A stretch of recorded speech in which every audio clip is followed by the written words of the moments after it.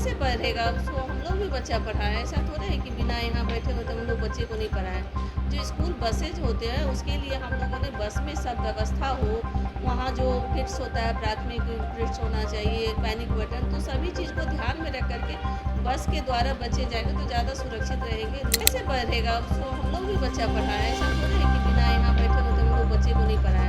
जो school buses होते हैं उसके लिए हम लोगों ने बस में सब व्यवस्था हो, वहाँ जो किट्स होता है प्राथमिक किट्स होना चाहिए, पैनिक बटन, तो सभी चीज़ को ध्यान में रख करके बस के द्वारा बच्चे जाएंगे तो ज़्यादा सुरक्षित रहेंगे।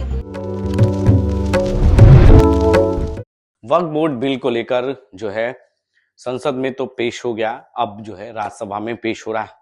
ऐसे में उससे ठीक पहले जो है बिहार के परिवहन मंत्री शीला मंडल ने इस बयान से और इस बात से पल्ला झाड़ लिया है। ये कहा कि ये केंद्र का मामला है और हमारे शीर्ष नेता ही इस पर बोलेंगे। सेकुलरिज्म पर भी उन्होंने सीधे तौर पर तेजस्वी यादव पर सवाल उठाया। उन्होंने कहा कि हमारे नेता सेकुलरिज्म हैं और रहेंगे।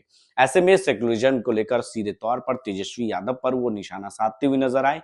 वहीं शीला मंडल ने सीधे तौर पर जो इन दिनों परिवहन विभाग का जो फैसला आया है कि छोटे बच्चे जो स्कूल से आने और जाने में ई रिक्शा और ऑटो का इस्तेमाल कर रहे थे, उसमें कई तरह की मामले सामने आ रहे थे। सड़क दुर्घटना में बच्चों की जानें चली जा रही थी, जिसको लेकर शीला मंडल ने यह फैसला लिया और सीधे तौर पर परिवहन विभाग और यातायात पुलिस ने यह फैसला लिया कि पूरे बिहार में जितने भी गैर सरकारी स्कूल हैं या सरकारी स्कूल में उस बच्चों को ऑटो और ई रिक्शा से स्कूल जा रहे थे, उन पर अब रोक लग गई है। एक तरफ जो है ऑटो चालक धरने पर बैठे हैं तो दूसरी ओर परिवहन मंत्री ने सीधे तौर पर कहा कि हमने बच्चों का ख्याल रखते हुए, सड़क दुर्घटना में देखते हुए जो है मामले को देखते हुए खास तौर पर यह फैसला लिया गया है परिवहन विभाग की तरफ से।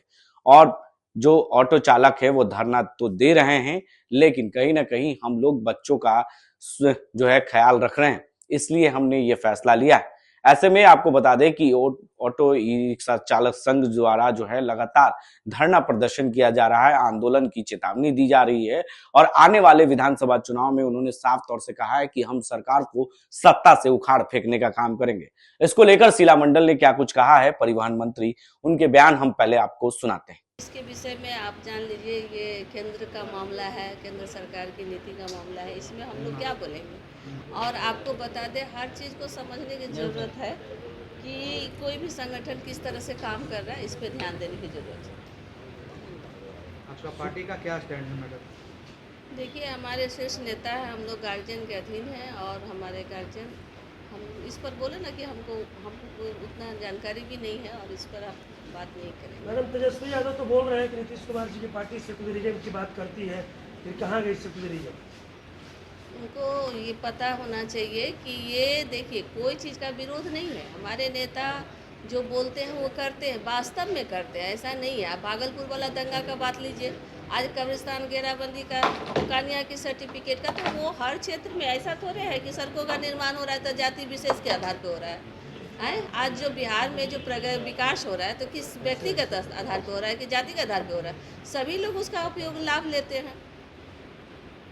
सूबे के तमाम जो हैं ऑटो चालक स्ट्राइक पे चले स्ट्राइक पर जाते हैं, कह रहे हैं कि उन लोगों को जो है फिर से जो है लाया जाए, क्योंकि जो स्कूल में वाहन चलाते थे, गाड़ी चलाते थे, उनको जो है पाबंदी लगा दिया गया। इसको लेकर के हड़ताल पे बैठे हैं। देखिए, आप ही लोग कई बार सवाल किए इस पर कि ऑटो वाले लोग से ये परेशान, तो हम लोगों ने उसको कलर वाइज भी बांट दिया है कि इस जगह के लिए कोड बार भी दे दिया है सब जगह, कि ताकि जो जाम की समस्या थी वो भी न लगे। स्कूल में कई जगह इस तरह की वारदात होते थे कि उसमें बहुत जितना बच्चा डालना चाहिए वो उससे ज़्यादा रहता था। कई गार्जियन भी हमारे पास आए थे, तो इसकी ध्यान देखिए, सुरक्षा को ध्यान में रख करके ही निरंतर हम लोग काम करते हैं। तो परिवहन विभाग तो जानते ही हैं कि हमेशा आम जनता के लिए काम करता है, जिससे सब लोग सुरक्षित रहे, बाल बच्चा सुरक्षित रहेगा तभी ना घर परिवार सुरक्षित रहेगा। लेकिन वो कह रहे हैं कि आखिर ऑटो पर ही, ई रिक्शा पर ही क्यों? और भी तो गाड़ी चलते हैं स्कूल में, गाड़ियाँ चलती हैं जिनका ना प्रदूषण होता है, ना फिटनेस टेस्ट। देखिए, वो ऐसे जो भी लोग को कोई भी परेशानी होगा तो लोग इस तरह की अनर्गल बातें करें, उस पर बात पे ध्यान। कोई भी अगर उस तरह का व्यक्ति होगा तो ऐसा भी बताइए ना कि कई लोगों का परमिट भी रद्द होता है। अगर उस तरह की बात होती है तो कार्रवाई भी होती है, ऐसा थोड़े है कि कार्रवाई नहीं हो रही है। लेकिन मैडम, परिजनों के ऊपर तो आर्थिक बोझ बढ़ जाएगा। कैसे बढ़ेगा? सो हम लोग भी बच्चा पढ़ाएं, ऐसा थोड़ा है कि बिना यहाँ बैठे हुए तो हम लोग बच्चे को नहीं पढ़ाएं। जो स्कूल बसेज होते हैं उसके लिए हम लोगों ने बस में सब व्यवस्था हो, वहाँ जो किट्स होता है प्राथमिक किट्स होना चाहिए, पैनिक बटन, तो सभी चीज़ को ध्यान में रख करके बस के द्वारा बच्चे जाएंगे तो ज़्यादा सुरक्षित रहेंगे, लू लगने का भी चांसेस नहीं रहता है उसमें, इसलिए हम लोगों ने इस तरह का कदम उठाया। क्या परिवहन विभाग ऐसे विद्यालय जहाँ बसें चलती हैं उसके लिए कोई एक ये फिक्स करेंगे क्या रेट, जहाँ इसमें देखिए सभी आपको बता दें कि हमारे यहाँ उसका तालिका बना हुआ है कि कहाँ कितने जगह कितना रेट लगना चाहिए, तो पहले से हम लोग इस पर काम कर रहे हैं।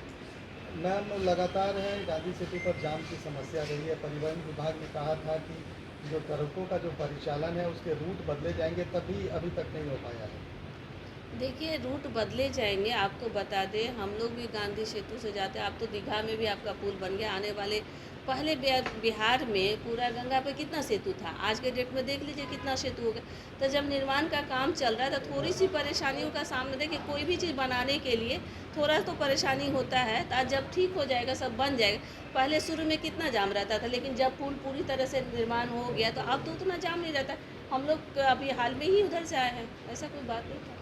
मैं एक सवाल करना चाहता हूँ करिए कि करिए, एक स्कूल नहीं दो बसेस करिए। में बच्चों की सुरक्षा के लिए जीपीएस क्यों नहीं कंपल्सरी किया जा रहा है और कैमरा क्यों नहीं कंपल्सरी किया जा रहा है? नहीं, ये आपको जानकारी है कि ये पूरा हम लोगों ने इस बात को, आप जो पहल बता रहे हैं, हम लोग इसको निरंतर इस पे ध्यान रखते हैं कि उसमें सारा चीज़ होना चाहिए, कैमरा भी होना चाहिए और जीपीएस भी लगा हुआ होना चाहिए और जिस बच्चे को शक्ति से आप लोगों ने ऑटो वालों को बंद किया, नहीं आपको ये बता क्यों देते नहीं implement किया था हैं पुलिस कि स्टेशन के कमांड एंड कंट्रोल सिस्टम जो रूम बना हुआ उसके तहत जो कितनी गाड़ियां चल रही सबका वो नियंत्रण वहां से रखा। तो आपने सुना कि सीधे तौर पर परिवहन मंत्री ने वक्फ बोर्ड बिल को लेकर पल्ला झाड़ती हुई नजर आई और उन्होंने सीधे तौर पर अपने आला कमान पर ही ये सारा ठिकरा फोड़ दिया और उन्होंने कह दिया कि जो हमारे शीर्ष नेता हैं वही इस पर बोल पाएंगे, ये केंद्र से जुड़ा हुआ मामला है और ऐसे में हम इस पर कुछ नहीं कह सकते।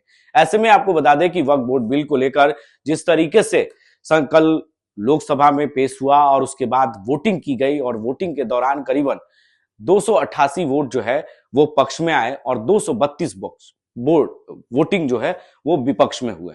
तो ऐसे में कहीं ना कहीं बिल लोकसभा में तो पेश हो गए, अब राज्यसभा में पेश हो रहे हैं। उससे ठीक पहले बिहार में सत्ताधारी दल और विपक्ष आमने सामने। ऐसे ही तमाम अपडेट्स के लिए आप बने रहे देश न्यूज के साथ और देखते रहे।